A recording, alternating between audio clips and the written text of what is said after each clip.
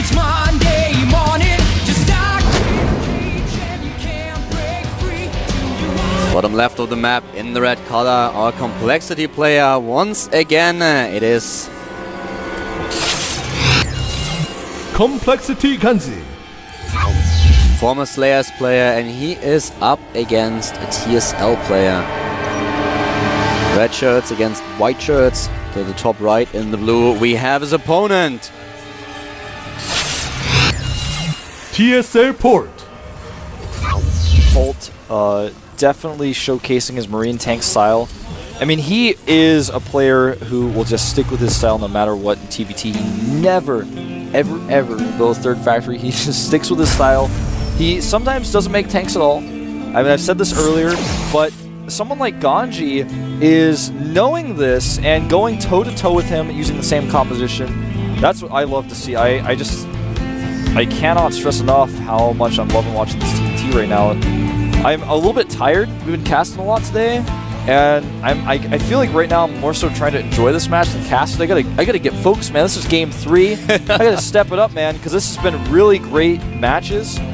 But I have so much more to say than I'm saying about this. Command Center first coming out for GanZI. Exactly, 14 CC for complexity player here. I like it. Showing us some balls. And, well, the thing about Polt is the last really big TVT that he played was at DreamHack. You've been casting it. Yeah, I cast his games against Thorzane. He did not seem to be on tip-top condition when he was playing those games. Thorzane was definitely on a rush. The crowd was highly favoring him. This is my opinion on the match. I feel like Polt was a little bit discouraged by that. It seemed to show, and not only in his play, but in his emotions and his facial expressions.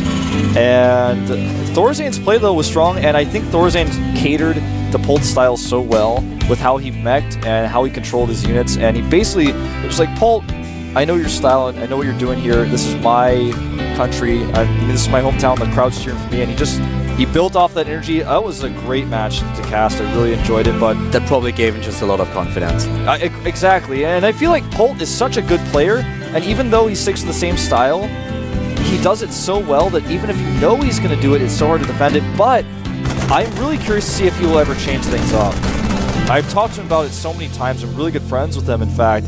And he just, right now, shows no signs of changing his style up, not even a little bit. He has no plans to. He's taking one gas. He doesn't go for double gas at this point, and he's also playing with the He's trying to be a bit aggressive here and put some pressure onto GanZI with the bunker. This is really cool, but his SCV goes down. The SCV dies, and this is the important part. So he has to cancel the bunker. Try to put up some aggression here. Only one gas, so he gets a little bit of gas, but he does not get this super fast tech, adding 2 additional barracks now. Yeah, this is... with these 2 additional barracks, what Polt is saying is basically he's doing the exact same build that GanZI did on dual site. He's going to power up these Marines a little bit faster. He's not necessarily going to go for the same eBay timings that we saw GanZI do, but he's doing the same opening where he wants to get his Marine count up early on. At this point, the biggest difference is that GanZI already has his command center, and he will have, well, he has the orbital a lot faster than Polt. He will have more SCVs because he can now build 2 at a time, while Polt is still upgrading to the orbital, and he has 2 mules already, which gives him quite a significant lead in economy. Definitely something that is really important. And Polt a bit ahead in tech, but at this point with the double refinery, GanZI should be able to catch up very soon. What's really interesting is that he's going for combat shields first. Now, the reason many people may go combat shields first is we saw GanZI do this when he did this build last game, and it's a good choice to make in the situation where you power up the barracks early because you get more Marines out, and all those Marines have more hit points, so it's hard to attack into that. It's got a more defensive feel to it. You can attack with it as well, and the combat shields are faster than Stim.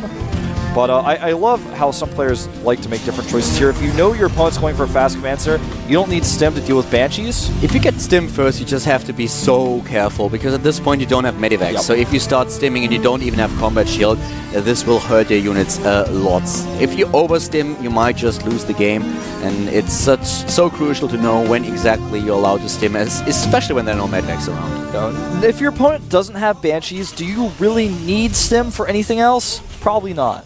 I mean, he's not going to have drops either, so what are you afraid of?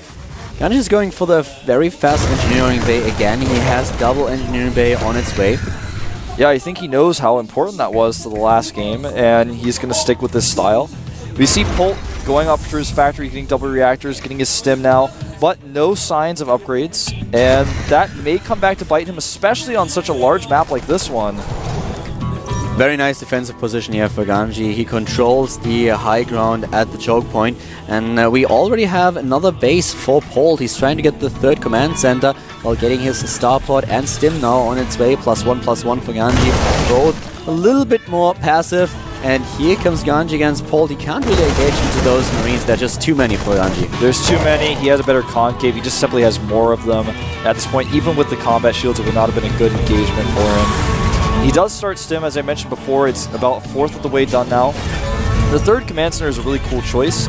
It's going to be tough for him to defend it if he tries to land it, so probably actually just use it for additional mules for a while and then move it later. Because when you and your opponent are both going for this very similar composition, it's risky because if you have this command center, of course your opponent's going to have not only more Marines than you, but because it's a very mobile composition, you could just run in and kill it at any moment. It's very scary, it's very dangerous to do that. GanZI is still a little bit ahead in Harvesters, not by a lot, well, 7, that's actually a fair bit per amount, so Polt with double engineering bay now, but you can already see that GanZI is already halfway done with his upgrade, so he's very far ahead. He will start the armory in just a few seconds in order to be able to get the +2/+2 upgrades immediately. Stim a little bit earlier for Polt, as Wolf pointed out. There's the armory and the starport. His tech is a bit later, but his economy is looking pretty good. Supply is dead even.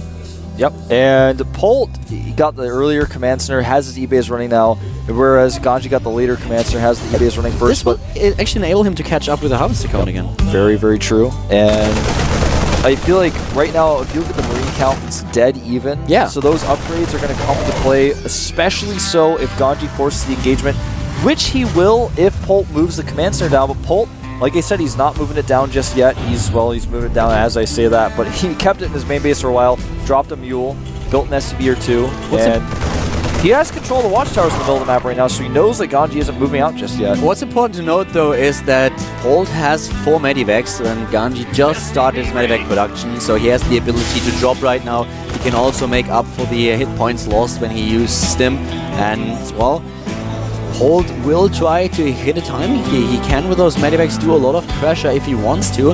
He's trying to catch up in the SCV count. You can already see it at the unit control tab.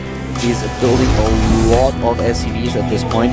We have him with... actually, right now he's supply blocked. He's getting the supply depots first. Already heading towards the medivac tank tech with siege mode. I love GanZI's map control right now. He's actually fighting these small battles around the map. He has so many Marines, just like all these games before. Both of them are supply blocked.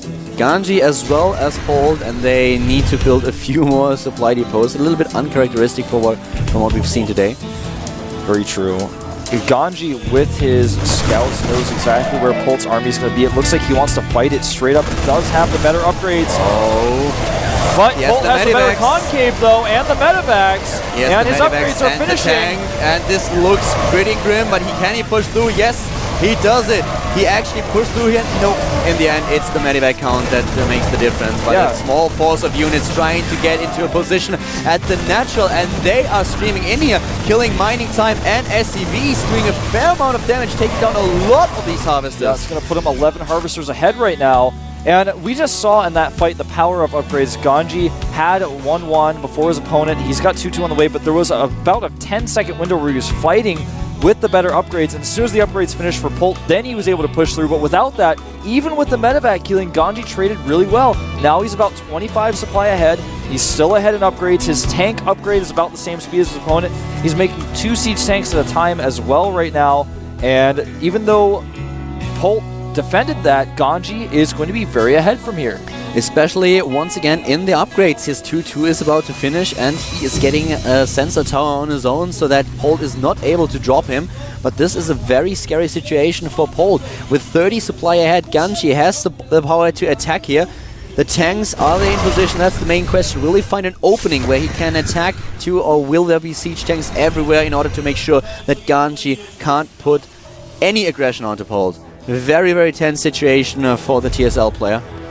Yeah, I mean, if he can defend, And I mean, the problem is he wants to make some drop work, okay, but he can't. GanZi's taking a base at the bottom right, which could potentially be a risk that Polt might be able to exploit if he finds it, but GanZi just has such great map control, I don't think he will, but Polt's in a tough spot. He's behind on upgrades. His opponent has a sensor tower. He's got map control. He's got units everywhere, so how can Polt drop? He can't just sit back and max because GanZi's going to be ahead. He's got more of the map. He's got more bases. He's got better upgrades. He's ahead in supply.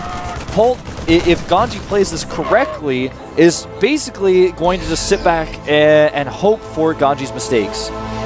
GanZi waited quite a while before he started the next round of upgrades, but now he's researching +3/+3, and with the map control that he has, he can pull off this fourth base. He's stimming in now, trying to put aggression onto the third base, and if he sieges up in this position, he might just be able to take down the third. He might, man. He's still ahead in upgrades for a few more seconds. He doesn't have siege mode.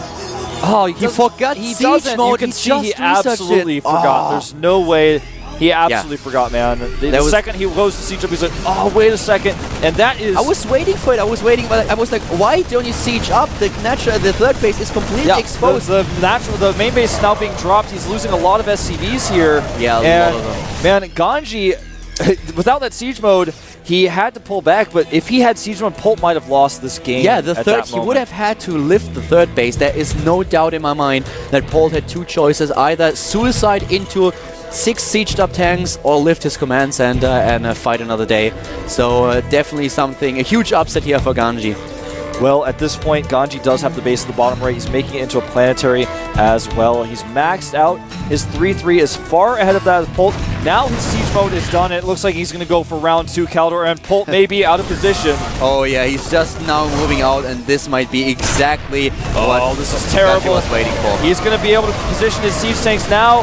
The orbital is exposed, but Polt does get a few good siege tank volleys. Oh, very well done here. 186 supply against 180.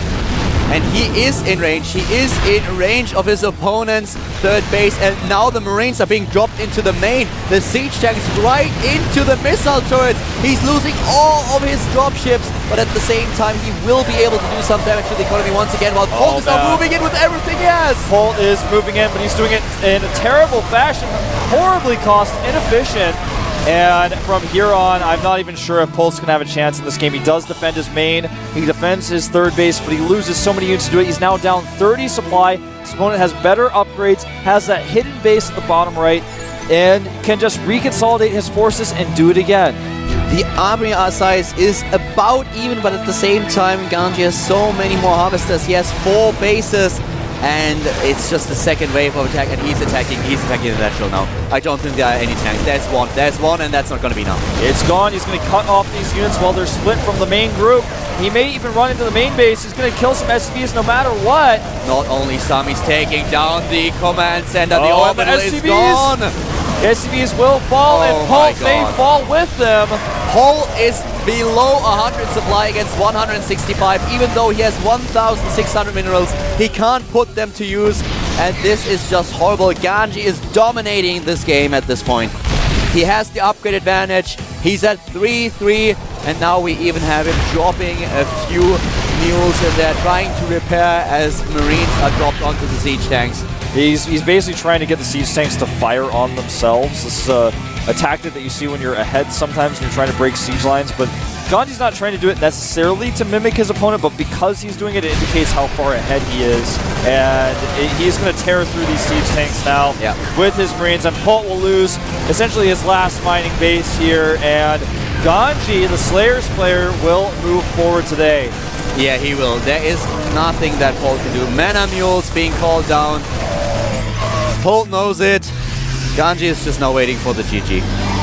Yeah, Polt's trying to consolidate himself together. He's actually danced his Marines now. And Polt still does not know about the 4th base at the bottom right. He's down to 16 harvesters against 70. The army supply is 130 against 90. He's going for it, though. I feel like he's got some idea now that it may be there.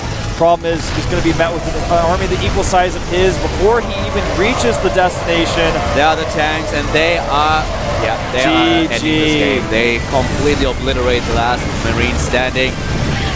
GanZi given a finger wag. He will move on to Code A round 3.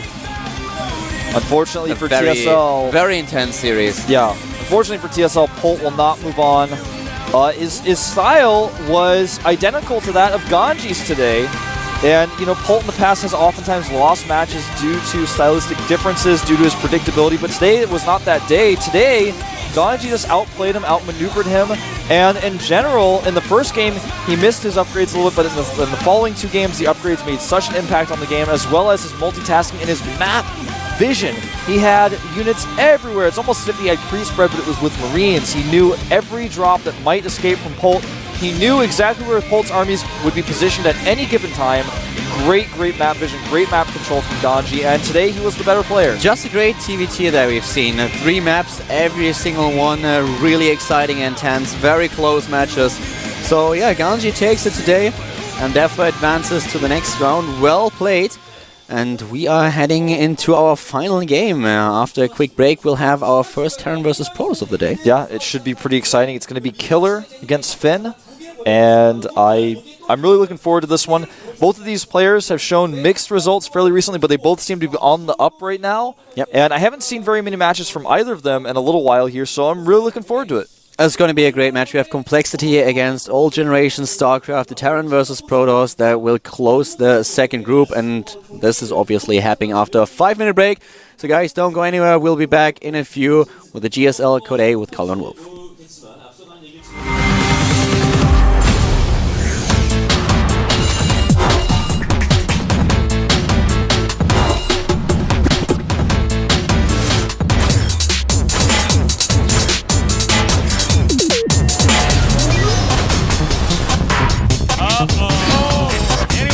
Oh, nice. More zealots.